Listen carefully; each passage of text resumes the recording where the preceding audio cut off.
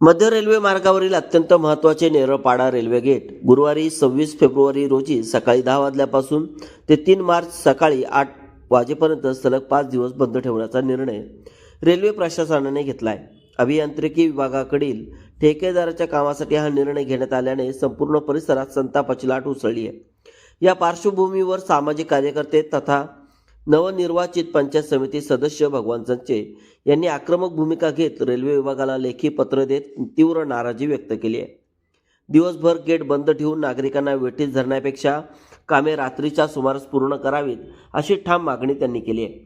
नेरळपाडा railway gate हे माथेरान नेरळ कळंब राज्यमार्गावरील मुख्य दुवा आहे.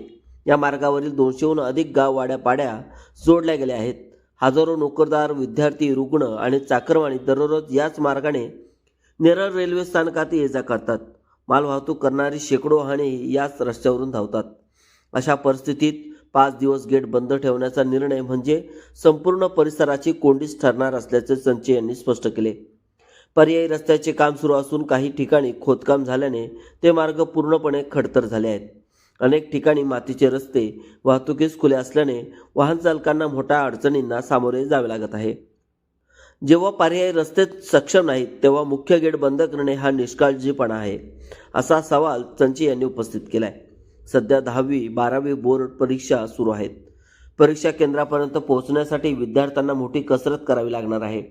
रुग्णवाहिका, अत्यावश्यक सेवा, महिला आणि ज्येष्ठ नागरिक यांच्यासाठीही ही परिस्थिती धोकादायक ठरू शकते, अशी चिंता व्यक्त होत आहे.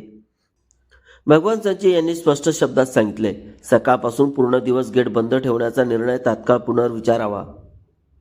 कामे रात्रीच्या वेळेस करून नागरिकांना दिलासा द्यावा, अन्यथा जनतेच्या भावना तीव्र होतील. नेरळ ग्रामपंचायत प्रशासनाने देखील या निर्णयाविरोधात हरकत नोंदवली असून रेल्वे प्रशासनाने तातडीने नियोजनबद्ध पर्यायी व्यवस्था करावी अशी मागणी होत आहे.